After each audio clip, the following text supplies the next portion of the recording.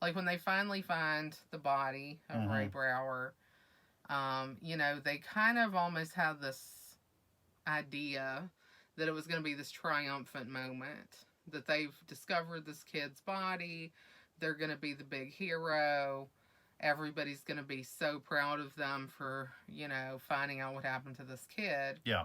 But when they see the kid, it's not like that at all. In fact, it's more like they're having to confront their own mortality. They're having to confront the fact that they're kids and they can die too. And it's heavy.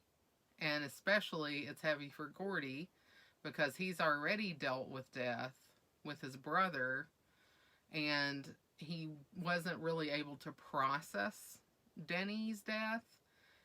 And when he sees Ray dead, who he didn't know, it kind of comes home for him that Denny died and that Denny's gone. And it's such a heavy moment. It's huge. And I can't believe that this little kid, Will Wheaton, Yeah. like played that scene so well. And I guess we, again, have to just give some credit here to Rob Reiner for working with these kid actors and drawing so much out of them. River Phoenix was so strong when he talked about the teacher that he confided in. Yes. When he said that he had stolen this milk money and he wanted to give it back, and so he went to his teacher to give it back and make it right, and she betrayed him. Yeah. And he still got in trouble. Yeah. Yeah. And everybody, not only did he still get in trouble, but everyone, just felt like this was exactly what he was always going to be. Yep. And what he was always going to do. And it's just him living up to the bad reputation of his family. And, I mean, you had an experience like this. Not exactly. Not where you stole something or whatever. But in a case, I remember you told me about this, that you were kind of getting really bullied. And you went to someone, an authority figure, I believe it was a teacher. Yeah. To say to them, this is happening to me. And they just told you to, suck it up, basically. Yeah, the actual words were, get with it. Yeah. So, yeah. And it really is such a horrible thing when you're, this innocent kid. Mm-hmm.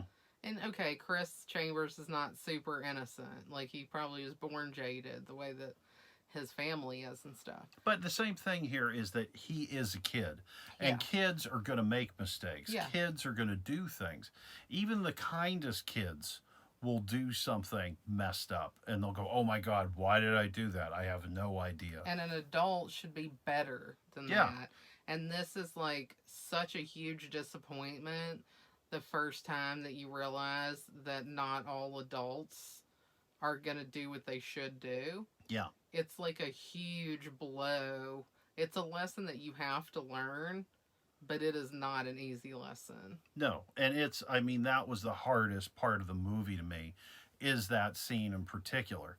And that's truly the reason that I said that I felt that I related to Chris Chambers, is because of that. Yeah. I've also had situations where I've counseled friends, or I've been there for friends, or you felt like you were a father figure to them just because they needed help, and when you're out there, when you're kids and you're out there on your own a lot of the time, you need to look out for each other. And again, that was something that's been reinforced in everything. Like we mentioned, The Outsiders, right? We saw that with Daryl and the way he treated Pony Boy. Yeah. And then we also saw that with the Motorcycle Boy and the way he treated Rusty James. As a matter of fact, when the Motorcycle Boy went away, Rusty James didn't know what to do at all because he needed someone, to be there for him. So it's a, it's a big deal. It's a big deal. And it also ties in to what we talked about with all these 80s movies, where there were all of these absentee parents. Yeah. And we saw that in The Lost Boys, which once again had Corey Feldman.